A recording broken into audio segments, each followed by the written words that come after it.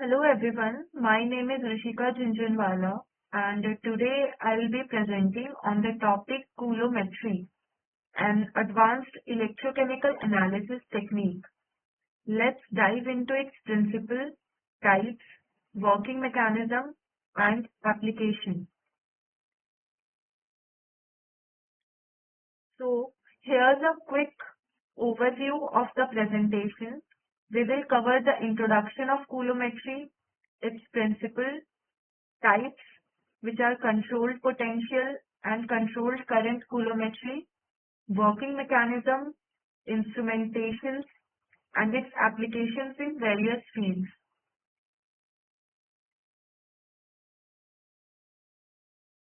So, coulometry is an electrochemical technique used to quantitatively analyze compounds. It involves controlled electrolysis, where the charge passed is directly proportional to the analyte's amount, as explained by the Faraday's law. Coulometry offers several advantages over traditional gravimetric and volumetric methods, including higher accuracy, rapid analysis, and ability to work with smaller quantities of analytes. You can see the figure 1 of a coulometer, which is available here. We will discuss its different parts and components later. Now, the working. The key principle of coulometry is measuring the quantity of electricity which correlates with the chemical reaction at the electrode. Using the Faraday's law represented by the formula Q is equal to N into F into Na, where N is the number of electrons per mole of analyte, F is the Faraday's constant whose value is 96,485.3321, and Na is the mole of analyte. This relationship allows us to determine the analyte concentration accurately.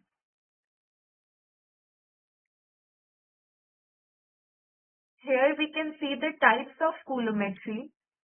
Coulometry is classified into two types, controlled potential coulometry and controlled current coulometry.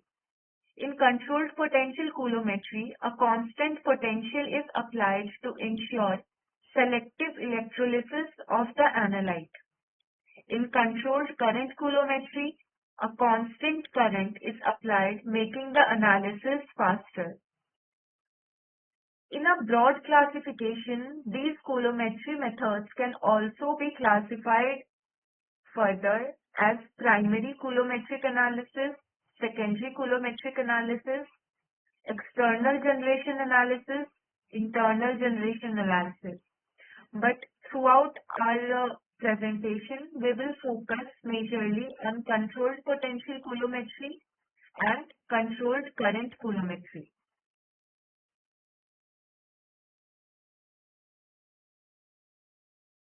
So, to calculate the total charge, we use the equation derived from the Faraday's law as stated earlier, that was Q is equal to N into F into Na.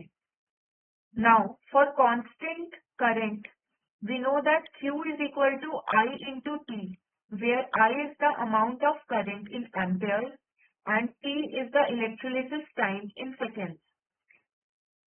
In controlled potential method, the charge is calculated by integrating current time curve because the amount of current is not constant throughout the experiment.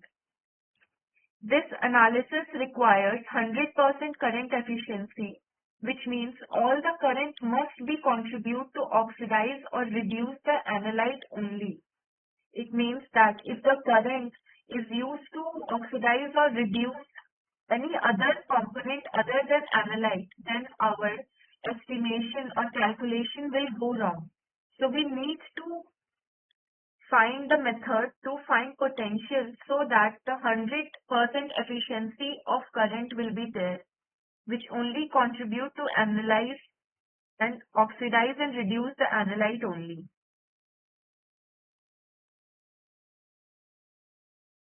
Moving on to the controlled potential coulometry.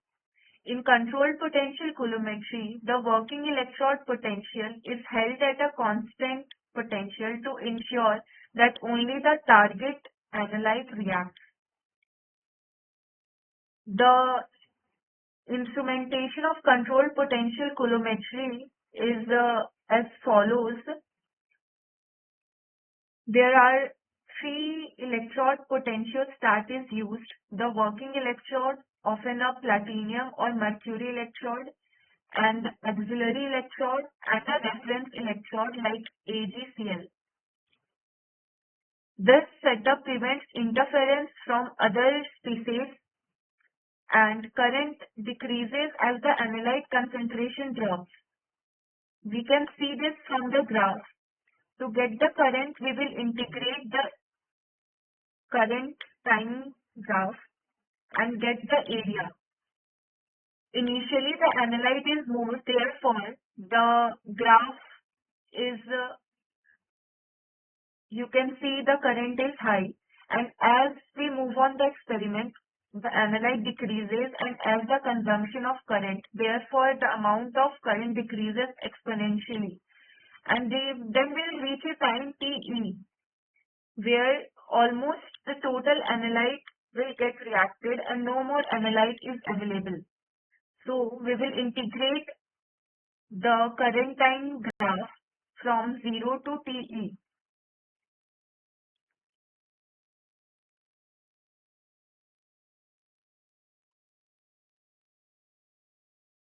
So now we'll see how to select a constant potential in controlled potential coulometry.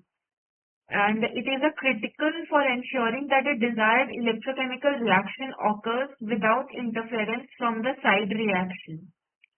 So the first step is to understand the electrochemical reaction, which is to determine the oxidation or reduction reaction we want to study. For example, we can see here if we want the reduction of Cu2 plus to copper at the platinum working electrode, then the potential needed is 0.342 volt. Here, if we go below 0 volt, then the reduction of H3O plus will take place, and if we go above 0.342 to 1.229 volt, then other side reactions also will take place. So it is mandatory for us to keep the potential between the range of 0.342 volts to 0.0 volt, so that the total current flowing through the electrochemical cell only contributes to the significantly reduction of copper 2 plus to copper metals, and not for H3O plus to H2 or from O2 to H2O. So this is how we will select our constant potential to avoid the side reaction and ensure the chosen potential does not overlap with the redox potential of interfering species or solvent decomposition.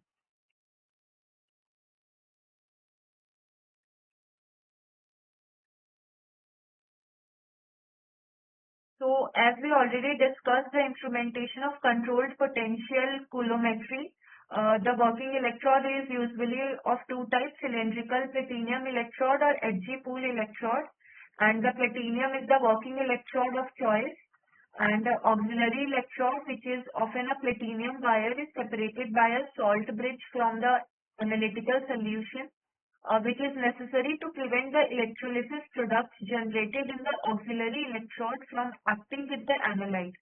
If they act, then the results which we get for the current will not be accurate and we might get the wrong value. And that's it.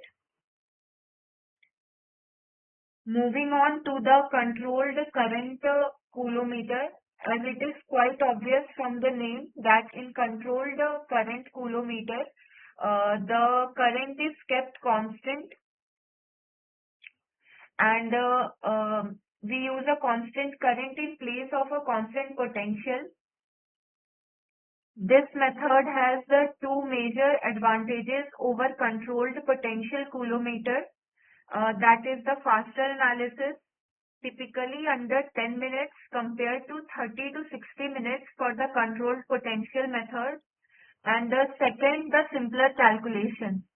As there is a constant current, therefore we don't need to integrate the current time graph to get the current. We can simply multiply the amount of current to the analysis time to get the value of Q, which eliminates the need to integrate the current time curve, which is a tedious task. Now, moving on to the setup. The setup includes a working electrode, often a platinum electrode, and a counter electrode separated by a salt bridge to avoid interference. We can see from the figure that there is a glass wool cathode electrode and the source of reduction agent and the source of oxidizing agent. The figure shows one simple method for accomplishing this. A solution containing the mediator flows into the small volume electrochemical cell with the products exiting through the separate tubes.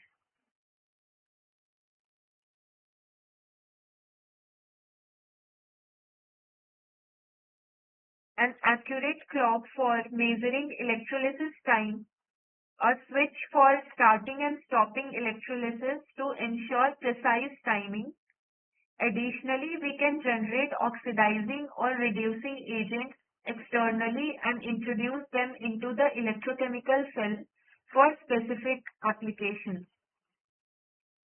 And there are two crucial needs for the controlled current coulometer, that is an accurate clock and a switch for start to stop, as the time really matters in this method. Moving on to the applications, it can determine up to 55 elements for the periodic table by reducing metal ions to their metallic states. Also, we can do the microanalysis. It's preferred over electrogravimetric methods due to its ability to analyze small amounts without weighing the product. And the nuclear energy field, as it's widely used for analyzing radioactive materials like uranium and plutonium. And organic compound analysis, compounds like trifluoroacetic acid and picric acid can be quantitatively reduced to mercury cathode. This versatility highlights coulometry's importance in scientific and industrial applications. So, in summary, coulometry is a powerful electrochemical technique offering high precision and efficiency.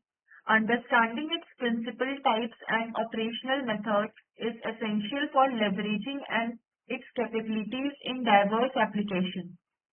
Thank you for your attention, and I hope this presentation provided valuable insights into coulometry method and its different types.